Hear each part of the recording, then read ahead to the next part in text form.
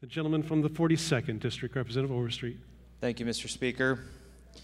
I could very easily stand up and just say, Mr. Speaker, that I concur with the comments of the good gentleman from the 5th District, but I just can't sit. I cannot sit and listen to this conversation progress. We've heard about the stresses and the pressures that are placed on property owners. We've heard it in the context of development.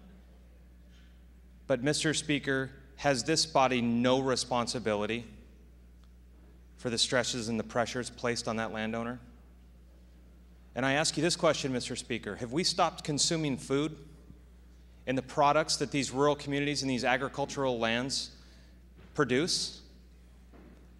Why is it that they cannot profit from the use of their land as they've done for centuries?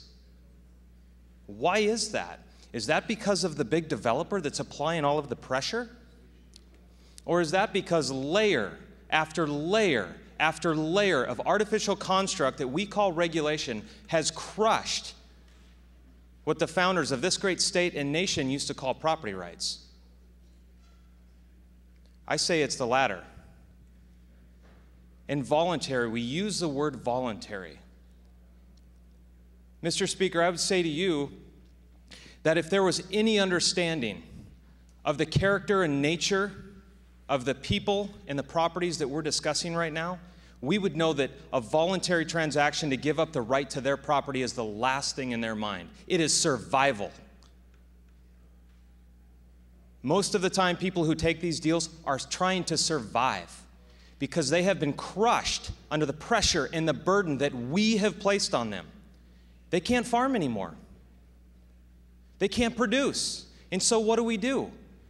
We buy from countries that don't have that same layer upon layer upon layer of regulation and undercut our own farmers. That pressure comes from government. And that voluntary transaction is not voluntary.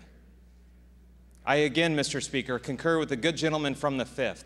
Let's stand up once again and fight for the fundamental principles that are built into both our state and federal constitution and stop this accelerated erosion of our property rights. This will be the end of us.